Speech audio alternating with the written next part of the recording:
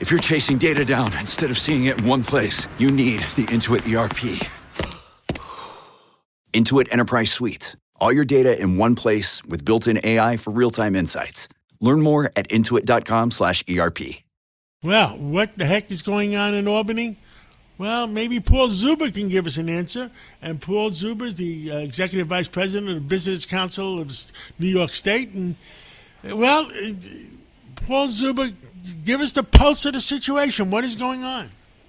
Well, John, they finally have a budget. They finally agreed to a budget here in New York State. And look, like most budgets, there's some good with the budget and there's some bad with the budget. They did make some changes to the climate law that I think will be helpful to businesses and consumers.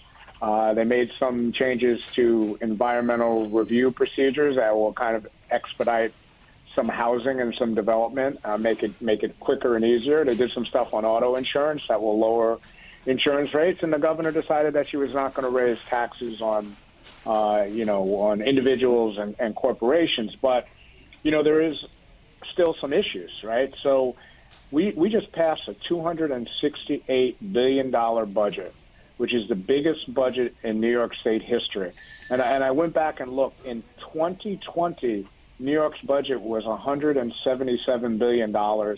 In 2010, it was only $135 billion. So how we've all of a sudden blown up our budget by $100 billion in less than a decade is beyond me. And I think we have to be ready because we're headed for trouble if we keep doing that. And in the budget, New York City got about $2.4 billion.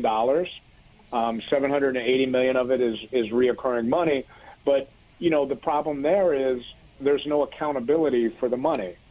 So we're not in the budget. No one's holding New York City accountable. So in all likelihood, you're probably going to see the same situation that happened this year where New York City is going to come back and say, I need more money. I need you to raise more taxes. I need you to do this because we can't keep operating at this level. So, I always say one of the big problems in New York State is that we take two steps forward.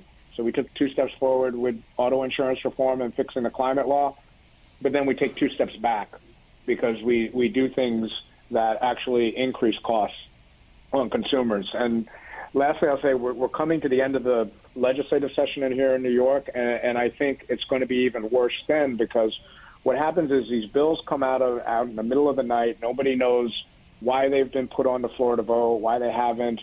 And in often cases, no one ever puts down a true accounting of how much that particular piece of legislation is going to cost New Yorkers. So we wake up months from now and we realize, oh, my God, we passed this bill and we said it was going to be no cost to New Yorkers, but it ends up costing New Yorkers more money. The climate law is a perfect example. When Cuomo passed that several years ago, if you look at the bill, it said fiscal impact to be determined. Well, we found out like almost 10 years later that the fiscal impact was huge.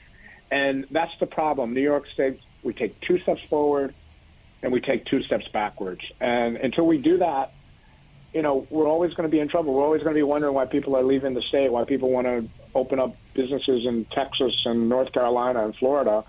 The way we do things is kind of backwards, right? Like there's no business that you know of that would not understand the costs of, buying a particular product or putting something out to market and just go by the seat of their pants. And I think often in Albany, we just go by the seat of our pants.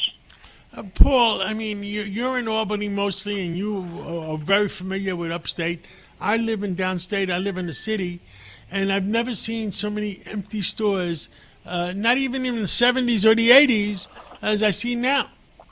I mean, this congestion pricing really hurt a lot of businesses. Yeah, well, I to the point of what happens at the end of session, nobody ever looks at the domino effect of these things that they do. So to your example, John, you do congestion pricing. No one says to themselves, okay, we're going to increase, costs for people going into Midtown Manhattan.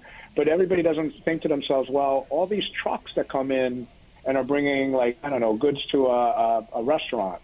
they're going to actually have to pay more money, right? So who's going to pay that? The trucking company's not going to eat that cost.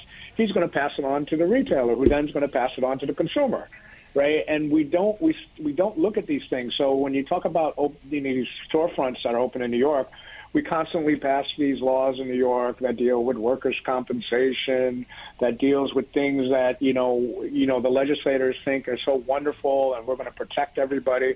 But in the end, they place the burden on the small business owner, and then the small business owner has no other choice but to pass it on.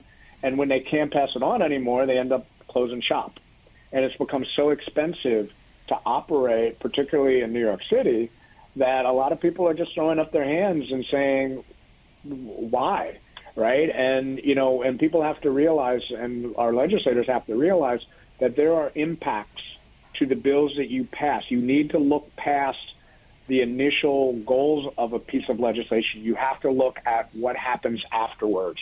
And a lot of that is not happening in Albany, and a lot of it's not happening at the city council level as well. Agree on that. Well, Paul Zuber, let's keep our eyes open and let's see what we come up with. And how do the British say it, how things are going to sort themselves out next week? Yeah, well, I hope they sort themselves out well, but Albany, it probably isn't. But hopefully it will, John. Hopefully it will. Thank you, Paul Zuber, and we'll catch up with you again real soon. All right. Thank you, John. Thank you.